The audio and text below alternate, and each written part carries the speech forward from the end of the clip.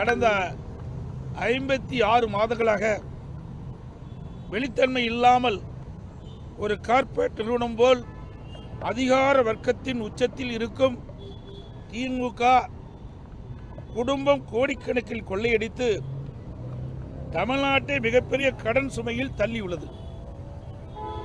இதை பொறுப்புள்ள எதிர்க்கட்சியாக சுட்டிக்காட்டுகிறோம்.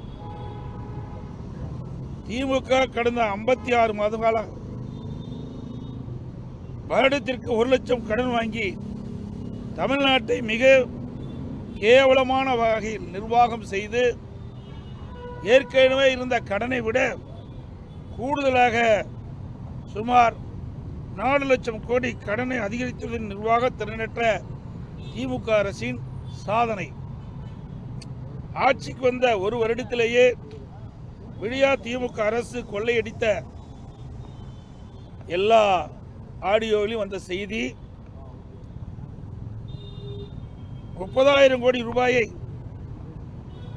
திரு சபரீசன் அவர்களும் திரு உதயநிதி அவர்களும் என்ன செய்வதென்று தெரியாமல் தவித்து வருவதாக அப்போதைய நிதியமைச்சர் திரு பழனிவேல் தியாகராஜன் அவர்கள் தெரிவித்தது அனைவரும் அறிவீர்கள்.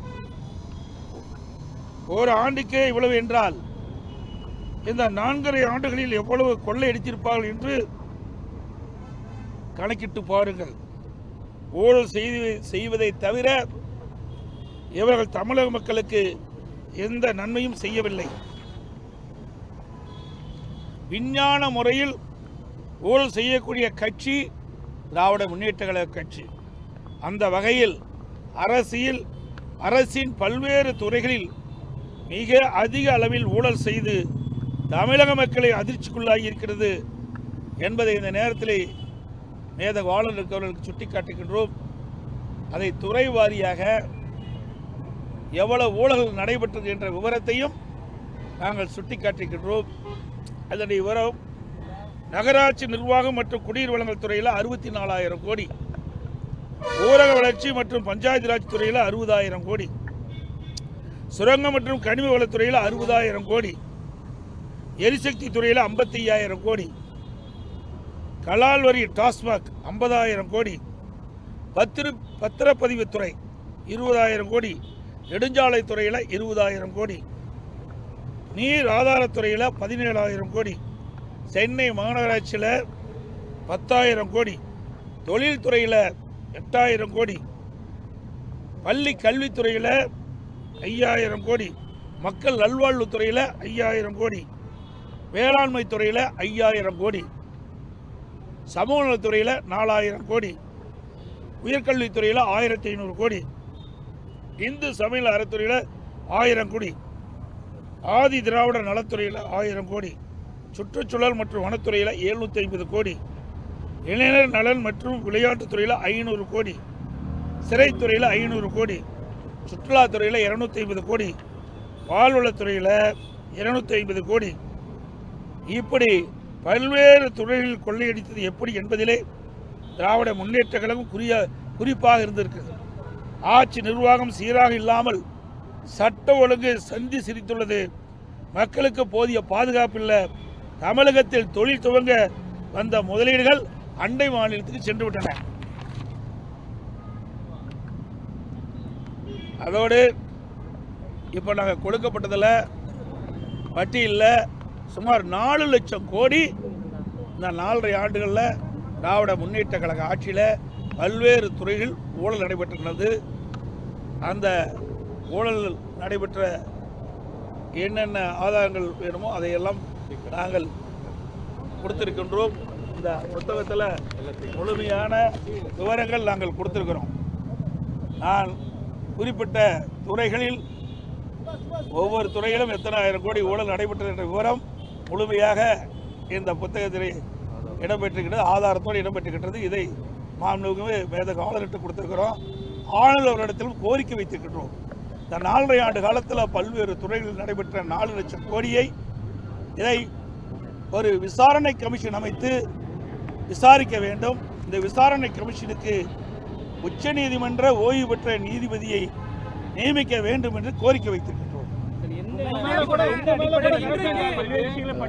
சார் இதுதான் இதுக்கு ஆதாரம் தான் இருக்குது. இல்லை என்ன அடிப்படைன்னா ஆதாரத்தோட கொடுத்துருக்கோம். அதுக்கு தான் இந்த பட்டியல் அடங்கின்ற விவரங்களை எல்லாம் விசாரணை கமிஷன் ஒன்று அமைக்கப்பட்டு இந்த விசாரணை கமிஷனுக்கு ஓய்வு பெற்ற உச்ச நீதிமன்ற நீதிபதியை நியமிக்க வேண்டும் என்று நாங்கள் வலியுறுத்தி இருக்கின்றோம்.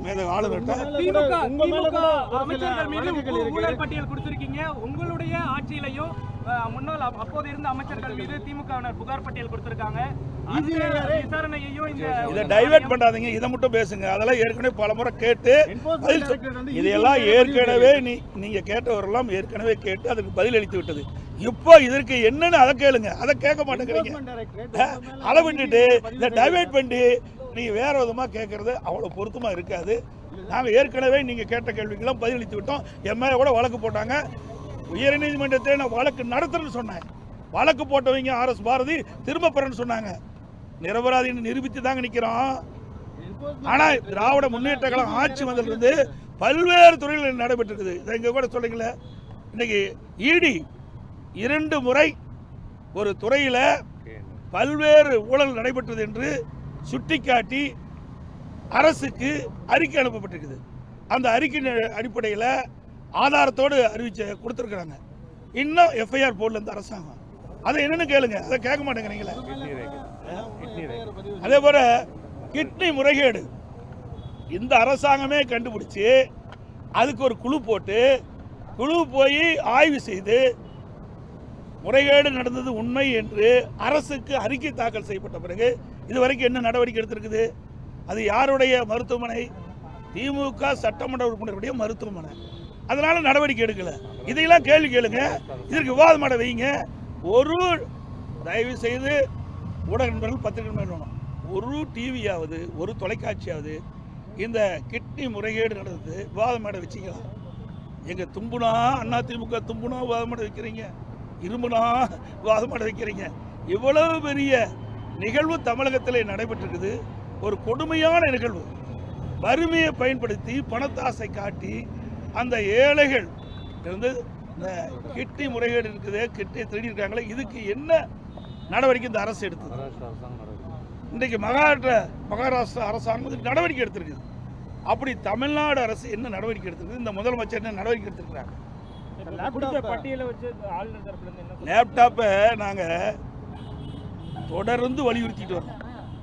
இந்த ஆட்சி பொறுப்பேற்ற பிறகு நம்முடைய விஞ்ஞான கல்வி, நம்முடைய மாணவர்கள் திறமையான மாணவராக உலகத்தரத்திற்கு ஏற்ற கல்வி விஞ்ஞான முறையில் கொடுக்க வேண்டும் என்பதற்காகத்தான் மாண்புமிகு புரட்சித் தலைவி அம்மாவர்கள் சிந்தனையில் ஒதுக்கப்பட்ட இந்த மடிக்கணினி திட்டத்தை நடைமுறைப்படுத்தணும்னு சொன்னோம். அதிமுக ஆட்சி இருக்கின்ற வரைக்கும் சுமார் 52,36,000 மடிக்கணினி நம்ம மாணவர்களுக்கு கொடுத்தோம். திராவிட முன்னேற்ற கழக அரசு 4 ஆண்டு காலமாக அதை கிடப்பில் போட்டுடுது. இப்பொழுதுதான் அந்த மடிக்கணினி கொடுப்பதாக அறிவித்து முதற்கட்டமாக கொடுத்துருக்காரு, செய்தி வந்திருக்குது, நாங்கள் பார்த்தேன். இதை கொடுப்பதில் நாங்கள் வரவேற்கிற எந்த மாற்று கருத்தும் கிடையாது. ஏன்னா இது அனைத்து இந்திய அண்ணா திராவிட முன்னேற்ற கழக அரசு கொண்டு வந்த திட்டம். அந்த திட்டத்தை இவர் இப்போ தான் கடைபிடிக்கிறாங்க. இதை ஏற்கனவே நாங்கள் குறிப்பிட்டவாறு இந்த ஆட்சி அமைந்தவுடன் மாணவ செல்வங்களுக்கு இந்த மடிக்கணினி கொடுக்கப்பட்டிருந்தா பயனுள்ளதாக இருந்திருக்கு. சரி, இப்போது கொடுக்குறீங்களே, எதற்காக கொடுக்குறீங்க? நடைபெறுகின்ற தேர்தலில் இந்த மாணவருடைய வாக்கு தேவை, அதற்கு தான் இந்த லேப்டாப் கொடுக்குறாங்க ஒழிய மாணவன் நலனுக்காக கொடுக்கல, மாணவனுக்கு நன்மை கிடைப்பதற்காக கொடுக்கல. அப்படி கொடுக்குவதாக இருந்தால் இந்த அரசு 2025ஆம் ஆண்டு கல்லூரி திறப்பதற்கு முன்பு கல்லூரி திறந்த பிறகு கொடுத்திருந்தா கூட பரவாயில்ல, அப்பவும் கொடுக்கல. அப்போ கல்லூரி சேர்ந்த மாணவர்கள் கடனை உடனே வாங்கி லேப்டாப்பை வாங்கி படிச்சுட்டு இருக்கிறாங்க. அதாவது இன்றைக்கு 3 ஆண்டு நிறைவுப்பட போகுது. இன்னும் 2 மாதத்தில் 3 ஆண்டு நிறைவு பெற்று மாணவர்கள் வெளியேற போகிறாங்க. அப்போ இந்த லேப்டாப் கொடுக்குறீங்க, அதனால் என்ன பயன்? ஆக இந்த அரசோடைய நோக்கம் என்ன? தேர்தலில் அவருடைய வாக்கு கிடைக்க வேண்டும், அதுதான் நோக்கம். மாணவர்களுக்கு நல்லது செய்வோம், நன்மை செய்வோம் நோக்கமே இல்லை. அப்படி உண்மையிலேயே மாணவர்களுக்கு நல்லது செய்வோம் இந்த அரசா எண்ணி இருந்தால் நாங்கள் வைத்த கோரிக்கை, இந்த ஆட்சி ஏற்பட்ட உடனே நாங்கள் கோரிக்கை வச்சோம், நீங்கள் தொடர்ந்து நம்முடைய மாணவ செல்வர்களுக்கு அதிமுக ஆட்சியில் வழங்கி வந்த அந்த லேப்டாப் கொடுக்க வேண்டும் என்று கோரிக்கை வைத்தோம். அந்த கோரிக்கை நிறைவேற்றதை இன்னைக்கு 4 ஆண்டு காலம் கொடுத்துருக்கலாம். அதாவது இப்ப எல்லாமே தேர்தல் நோக்கி தான் இந்த அரசு பயணம் பண்ணிட்டு இருக்குது. மக்களுக்கு நன்மை செய்வதற்காக கொடுக்கல, மக்கள் படுகின்ற கஷ்டத்தை பார்த்து கொடுக்கல. வருகின்ற சட்டமன்ற தேர்தலில் திராவிட முன்னேற்ற கழகத்துக்கு மக்களுடைய செல்வாக்கு இழந்து விட்டார்கள். தோல்வி பயம் வந்துட்டது. அதில் எப்படியெல்லாம் இந்த மக்களை ஏமாற்றி விஞ்ஞான முறையில் அவருடைய வாக்குகளை பெறுவதற்கு தான் தந்திரமாக இந்த ஸ்டாலின் அவர்கள் இந்த அறிவிப்பை வெளியிட்டிருக்காங்க. அதன் அடிப்படையில் தான் குடும்ப அட்டைக்கு இன்றைய தினம் 3000 ரூபாய் அறிவிச்சிருக்கிறாங்க. ஏற்கனவே திரு ஸ்டாலின் அவர்கள் எதிர்க்கட்சியில் இருக்கின்ற பொழுது, நான் முதலமைச்சர் இருந்த காலத்தில் அதிமுக ஆட்சி நடைபெற்ற பொழுது குடும்ப அட்டைக்கு ஏன் 2500 ரூபாய் கொடுக்குறீங்க, 5000 ரூபாய் கொடுக்கணும்னு இதே முதலமைச்சர் அன்றைய தினம் கோரிக்கை வச்சார். அந்த அடிப்படையில் தான் நான் 15 நாளுக்கு முன்பாகவே எங்களுடைய எழுச்சி பயணத்தின் போது கூட்டத்தில் தெரிவித்தேன், திரு ஸ்டாலின் அவர்களே, நீங்கள் 5000 ரூபாய் குடும்ப அட்டை கொடுப்புன்னு கோரிக்கை வச்சீங்க. அதன் அடிப்படையில் இந்த 3 ஆண்டு காலமாக பொங்கல் தொகுப்பு தான் வழங்கப்பட்டது, பொங்கல் பரிசு கொடுக்கல. அதன் அடிப்படையில் இது உங்களுக்கு இறுதி ஆண்டு, இனிமேல் திமுக ஆட்சிக்கு வருவது என்பது இயலாத காரியம். கடைசியிலாவது மக்கள் மகிழ்ச்சியோடு இருக்கின்ற அடிப்படையில் எல்லா குடும்ப அட்டைக்கும் 5000 ரூபாய் வழங்க வேண்டும். நீங்க வைத்த கோரிக்கை தான் இப்ப நான் சொல்றேன்னு சொல்லிடுறேன். ஆனா இப்ப 3000 தான் கொடுத்துருக்காங்க. இல்ல, எனக்கு இப்பதான் வந்திருக்கு, எனக்கு தெரியல. அது முழு விவரம் கிடைத்த பிறகு அதற்கு உண்டான பதில் சொல்றேன். தாங்க எல்லாமே தேர்தலை நோக்கி கொடுக்கப்பட்ட அறிவிப்பு. 2021ஆம் ஆண்டு எப்படியாவது ஆட்சிக்கு வர வேண்டும் என்ற அடிப்படையில் நிறைவேற்ற முடியாத அறிவிப்புகள்லாம் அறிவிச்சாங்க. அறிவிச்சபடி அந்த தூய்மை பணியாளர்கள் கேட்குறாங்க. இந்த அரசாங்கத்தில் 2021ஆம் ஆண்டு திராவிட முன்னேற்ற கழக தேர்தல் அறிக்கையில் என்னென்ன வாக்குறுதி கொடுத்தீங்களோ அந்த வாக்குறுதி அடிப்படையில் தூய்மை பணியாளர்கள் இந்த அரசாங்கத்தை கேட்குறாங்க. அவர் கேட்குறது நியாயம் தானே? நீங்கள் கொடுக்கப்பட்ட வாக்குறுதி தானே கேட்குறாங்க. நீங்கள் கொடுக்கப்பட்ட வாக்குறுதி அடிப்படையில் தான் நாங்கள் வாக்களித்தோம், நீங்கள் முதலமைச்சராக இருக்கிறீங்க, உங்களுடைய ஆட்சி வந்திருக்குது, அதனால் நிறைவேற்றுன்னு அவர்கள் போராட்டம் நடத்தியிருக்காங்க. ஆனால் இந்த அரசாங்கம் கொடுக்கப்பட்ட வாக்குறுதியை எப்பொழுதுமே நிறைவேற்றிய சரித்திரம் கிடையாது திமுக அரசாங்கத்தை பொறுத்த வரைக்கும். அதுபோல் 525 அறிவிப்புகள் 2021ஆம் ஆண்டு அறிவித்தாங்க. அதில் 4இல் 1 பங்கு கூட நிறைவேற்றலை. இதுதான் உண்மை, யதார்த்தம். இது மட்டும் இல்லை, இன்றைக்கி தமிழகத்தில் பல போராட்டம் நடந்துருக்கு. விவசாயிகள் போராட்டம், பஸ் தொழிலாளர் போராட்டம், செவிலியர் போராட்டம், இடைநிலை ஆசிரியர்கள் போராட்டம், தூய்மை பணியாளர் போராட்டம், இப்படி எல்லா தரப்புமே இன்னைக்கு போராட்டத்துக்கு வந்துட்டாங்க. வீதியில் வந்து போராடிட்டு இருக்கிறாங்க.